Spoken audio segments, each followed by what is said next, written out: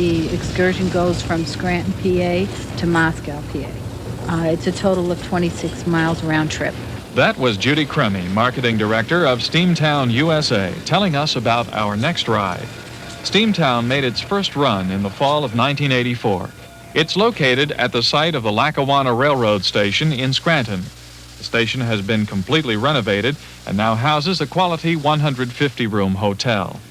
Steamtown has a vast diversification of locomotives and rolling stock on display, including the Union Pacific Big Boy 4012. He weighs 1.2 million pounds. Note how Randy, our sound technician, is dwarfed by the size of the drivers. Just 2 blocks from the station, Steamtown has complete repair facilities for all of its rolling stock. We maintain 3 full-time engineers, plus many of our shop personnel are qualified engineers. A big part of our working force are volunteers, although we do have 23 full-time paid employees and about 10 part-time employees. But the bulk of the people are volunteers. Ex-Canadian number 2317 is about to pull out for Moscow. Fireman Bill Jenkins talks about the locomotive. Built in 1922 in Winnipeg, Canada. It's a good steaming engine, and of course we get a good grade of coal, a lot of heat in it, a lot of BTUs. You don't clinker and to where you have a lot of trouble in your firebox with it.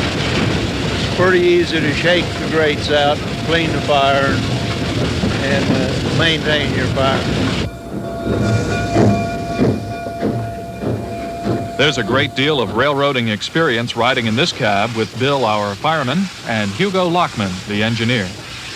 I was road foreman of engines the last 20 years for Missouri Pacific. I was in an official capacity at Palestine, Texas, and Hugo was one of the engineers on the seniority roster, working on the Palestine division. He retired last March with 43 years service.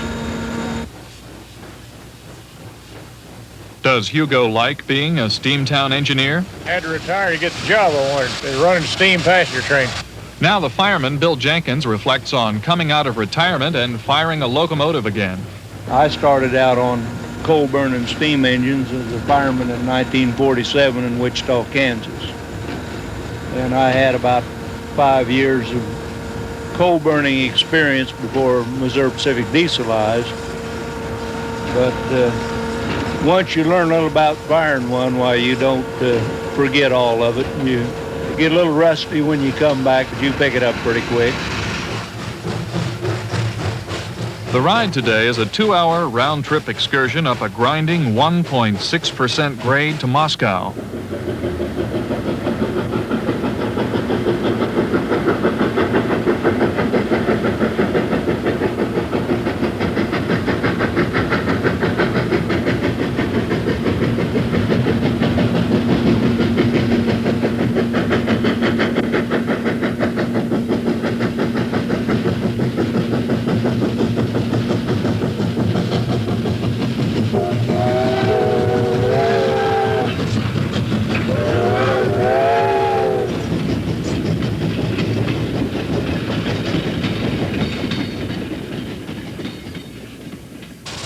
The Moscow station is now in sight.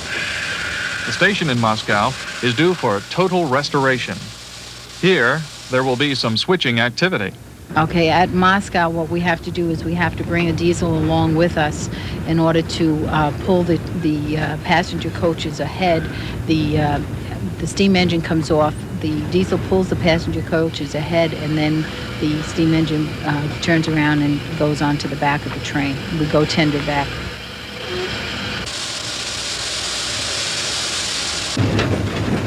Judy Cremmy tells us plans are afoot to extend the line to Pocono Summit. And then with that, our speed will be brought up on the excursion run. So it'll take approximately an hour and a half to get from Scranton to Pocono Summit or Pocono Summit to Scranton. So now we'll be doing just about, twice the distance.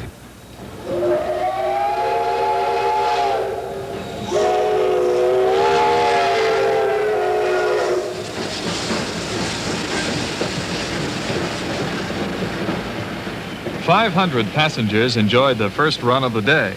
Another 600 will do the same on the second run. In 1984, 40,000 riders made the Steamtown trip.